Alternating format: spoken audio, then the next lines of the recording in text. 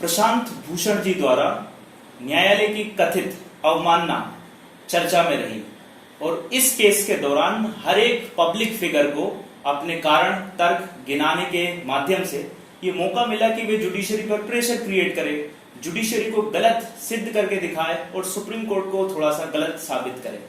इस तरह सर्वोच्च न्यायालय को बैकफुट पर खेलने के लिए दबाव डाला गया। इस सब केस में आज बात तीक्ष्ण विश्लेषण के शो में इस चीज की नहीं होगी कि ये मामला क्या था, सुप्रीम कोर्ट सही था या प्रशांत भूषण जी सही थे।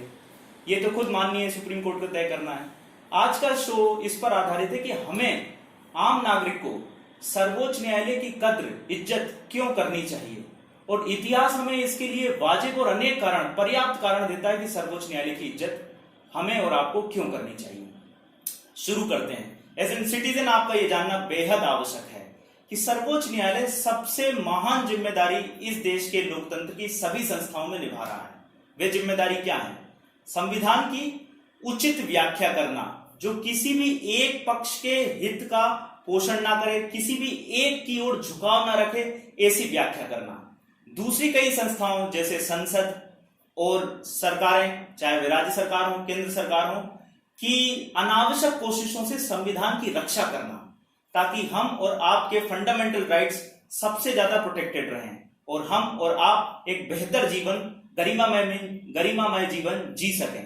ये महान जिम्मेदारी सर्वोच्च न्यायालय निभाता आ रहा है पिछले 70 सालों से और ये जिम्मेदारी उसने इस तरह निभाई है कि जनता की नजर में वे सबसे ज्यादा भरोसेमंद संस्था बन चुकी है। क्यों? क्योंकि अन्य दो पिलर हैं डेमोक्रेसी के, एक तो विधायिका यानी भारतीय संसद और दूसरी सरकारें, कार्यपालिका। ये दोनों ही किसी ना किसी घाटे से जूझ रही हैं। फॉर एग्जाम्पल गवर्नमेंट, भारत सरकार या राज्य सरकारें राजकोषीय घाटे से जूझ रही हैं, खर्च ज्यादा करती हैं, कमा कम पाती हैं। ये सरल शब्दों में राजकोषीय घाटा है। जबकि विधायिका विश्वास घाटे से गुजर रही है। अब आजकल हर कोई आम नागरिक, जनरल समझ ये बन चुकी है कि राजनीति तोड़फोड़ या दुराचार जैसी एक गतिविधि है। लेकिन इस दौरान न्यायपालिका घाटे से नहीं जूझ रही है, वे जनता के भरोसे को जी रही है। इतनी महान जिम्मेदारी के साथ सुप्रीम कोर्ट ने एक महान त्याग भी दिया है उसके जजों ने। वो त्याग क्या है वो जान लेते हैं।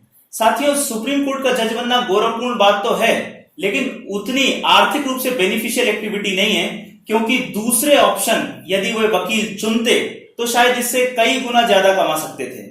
सर्वोच्च न्यायालय के जज की एक पेमेंट लाख में होती है, तो वहीं दूसरी ओर एक वकील की फीस पर सुनवाई ही मिलियंस रुपए में होती है, यानी दसों लाखों रुपए में। उसे छोड़कर जज की जिम्मेदारी वहन करना सर्वोच्च न्यायालय के न्यायाधीशों या हाई कोर्ट के न्यायाधीशों का कोई कम बड़ा त्याग नहीं समझाना चाहिए।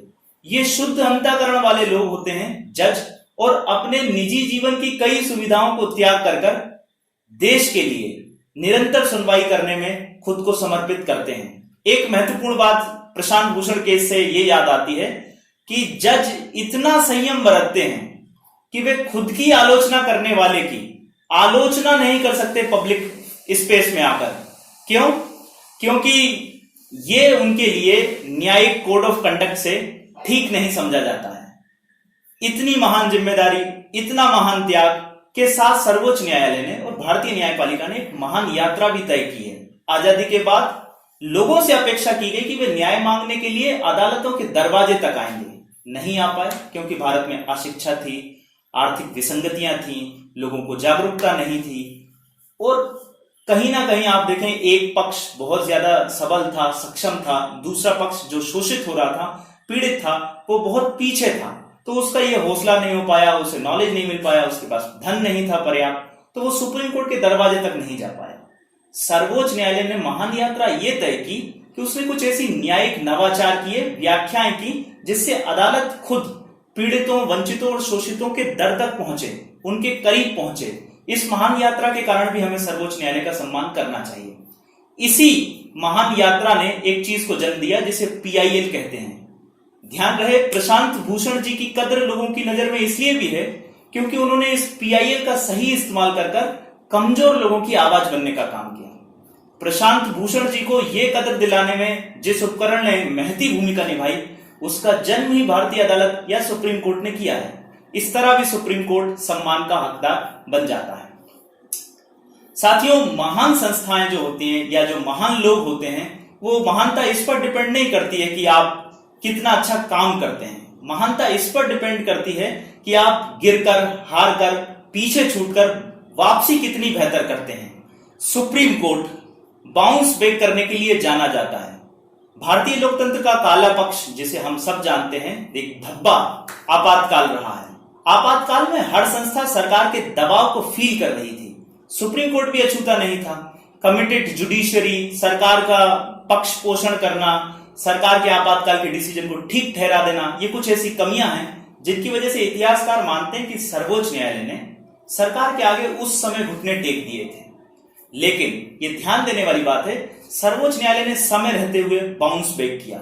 उसने अपनी नियुक्तियां जो सरकार के लगभग प्रभाव में आ चुकी थी, वापस खींची और खुद ही जजों को अपने कोर्ट में अपॉइंट करना शुरू कर दिया। इससे सुप्रीम कोर्ट निष्पक्ष बना और बेहतरीन आवाज बना, किसी दूसरे के हित को साधने वाली आवाज नहीं बना। साथ ही साथ सुप्रीम कोर्ट पीआईएल लेकर आया। पीआईएल के जरिए वे न्यायिक सक्रियता कर पाया। उसने ये तो सुनिश्चित किया कि वे अपना काम करे। यदि कोई दूसरी संस्था अपना काम नहीं कर रही है तो पीआईएल के जरिए उसका मार्गदर्शन, उसे निर्देश देने का काम सर्वोच्च न्यायालय ने किया। तो ये एक बाउंस बैक का बहुत बढ़िया एग्जाम्पल बनता है। चीफ जस्टिस ऑफ इंडिया की नियुक्ति में क्या वरिष्ठता को प्रधानता दी जाए या किसी और चीज को, इसको लेकर भी सरकारें अपना प्रभाव जमा रही थी। लेकिन सुप्रीम कोर्ट ने आपातकाल के ठीक बाद एक संकल्प पारित किया जजों की एक बैठक ने, जिसमें तय किया गया कि जो सर्वाधिक वरिष्ठ होगा चीफ जस्टिस ऑफ इंडिया के बाद, उसे चीफ जस्टिस ऑफ इंडिया अगला नामित किया जाएगा। इस तरह भी सुप्रीम कोर्ट ने बाउंस बैक करके खुद को सरकार के प्रभाव से मुक्त किया। सरकार के प्रभाव से या किसी भी दूसरे के प्रभाव से मुक्त करना इसलिए भी आवश्यक है साथियों, क्योंकि संविधान के एक एक प्रावधान का हर व्यक्ति अपने इंटरेस्ट में व्याख्या कर सकता है और फिर यह देश के दूसरे पक्षों के लिए बड़ा ही नुकसानदायक और घातक सिद्ध हो सकता है। तो सुप्रीम कोर्ट ने इस देश को इस बुराई से बचा लिया। कई देश नहीं बच पाए इस बुराई से। अगली बात कौन सी है जो सर्वोच्च न्यायालय को वाकई सम्मान का हकदार बनाती है, सिर्फ दावेदार नहीं? वह है सुधार, सुधार, सुधार। आलोचक तो यह भी कहते हैं कि सर्वोच्च न्यायालय ने या भारतीय न्यायपालिका ने खुद में सुधार को छोड़कर बाकी लगभग हर संस्था में सुधार कर दिया है।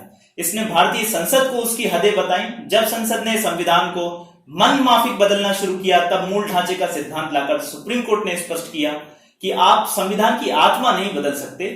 छोटा मोटा प्रावधान तो बदल सकते हो, लेकिन उसका बेसिक स्ट्रक्चर चेंज नहीं कर सकते, जो इस देश की आत्मा है, जिसे जनरली आइडिया ऑफ इंडिया कहा जाता है। चुनाव सुधार।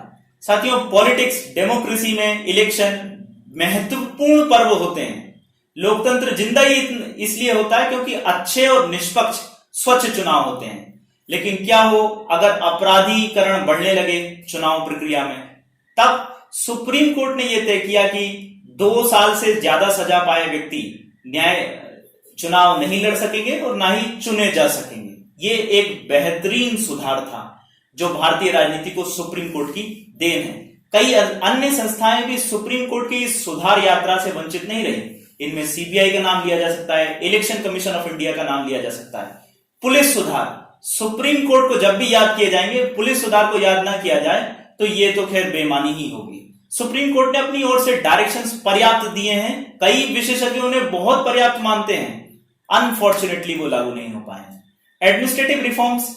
हर एक प्रशासनिक अधिकारी को लगभग 2 साल का अवसर दिया जाए उसके पद पर रहते हुए, उसके पद पर रहने के लिए, ताकि इस बीच उस पर प्रेशर ना क्रिएट हो और वह जो सही काम कर रहा है उसे पर्याप्त अवसर दिया जा सके। ये सारे वो सुधार हैं जो बताते हैं कि सुप्रीम कोर्ट ने लंबी अवधि तक लगातार सुधार किए हैं और उसकी ये सुधार यात्रा अभी भी जारी है। जो अगली चीज है वो ये, साथियों, देश पर खतरे मंडराते तो रहे हैं, लेकिन भारत में जो सर्वोच्च संकट मोचक के रूप में उभरा है वो सुप्रीम कोर्ट है। कई केसेस इसने ऐसे हैंडल किए हैं जिनसे भारतीय राजनीति तिल मिला गई थी और सफलता पूर्वक उन्हें शांत किया है, उन मामलों का निपटारा किया है।